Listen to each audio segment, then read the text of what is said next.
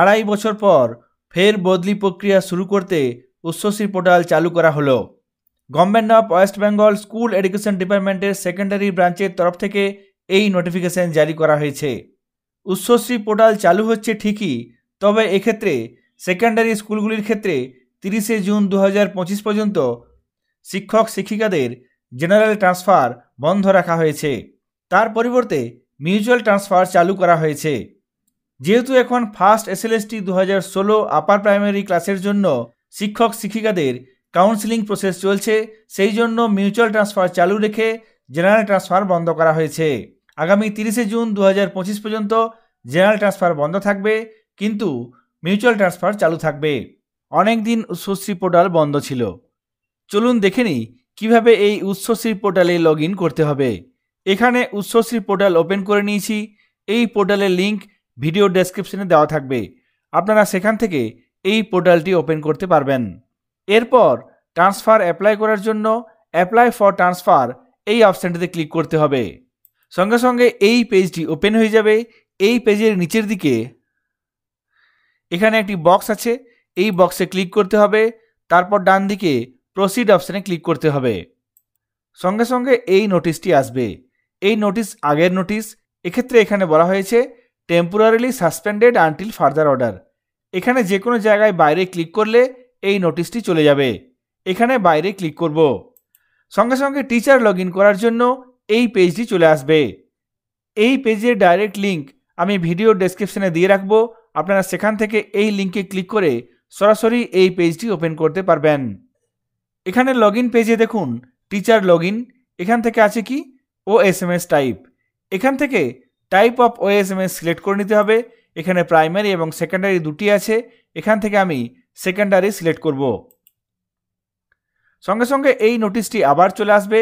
এখানে বাইরে অপশানে ক্লিক করব, তাহলেই এই নোটিশটি চলে যাবে। এরপর আছে প্রেজেন্ট স্কুলস সাব ডিভিশন। এখান থেকে সাব ডিভিশন সিলেক্ট করতে হবে, বর্তমান স্কুলের সাব ডিভিশন সিলেক্ট করতে হবে। তারপর নিচে আছে teacher unique code OSMS 8 digit code. যে আইওএসএমএস এর 8টি ডিজিটের কোড আছে, আলফা নিউমেরিক যে কোড আছে সেই কোড এখানে লিখতে হবে। তারপর নিচে প্যান নাম্বার আছে, এখানে প্যান নম্বরটি লিখতে হবে। তারপর নিচে এখানে ক্যাপচা কোড দিয়ে লগ ইন করতে হবে। এখানে ক্যাপচা কোড লিখলাম, তারপর লগ ইন অপশানে ক্লিক করব। সঙ্গে সঙ্গে দেখুন can not send OTP, please try again, এই অপশানটি চলে এলো।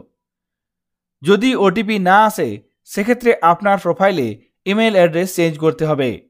এখানে দেখুন নোটিশ দেওয়া আছে OTP will be send only to registered email of the teacher.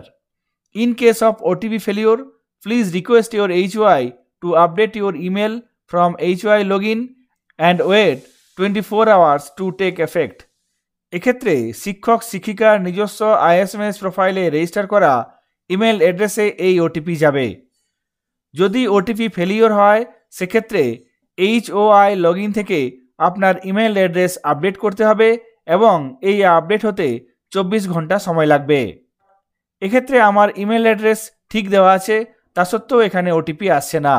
আরেকবার এখানে রিসেন্ট অপশানে ক্লিক করব। সঙ্গে সঙ্গে ওটিপি আপনার রেজিস্টার করা ইমেলে চলে যাবে। এই ওটিপি নির্দিষ্ট টিচারের আইএসএমএস প্রোফাইলে যে ইমেল অ্যাড্রেস দেওয়া আছে সেই ইমেলে যাবে।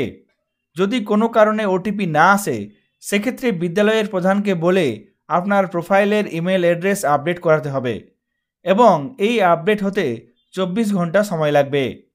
অনেক সময় ইমেল অ্যাড্রেস ঠিক থাকলেও ওটিপি আসছে না, ওটিপি ফেলড দেখাচ্ছে বা ওটিপি নট সেন্ড দেখাচ্ছে। সেক্ষেত্রে আপনারা লগ ইন করার জন্য পরে আবার ট্রাই করে দেখবেন। লগ ইন করার জন্য এখানে রেজিস্টার্ড ইমেলে আসা ওটিপিটি লিখব, তারপর ডান দিকে প্রসিড অপশানে ক্লিক করব।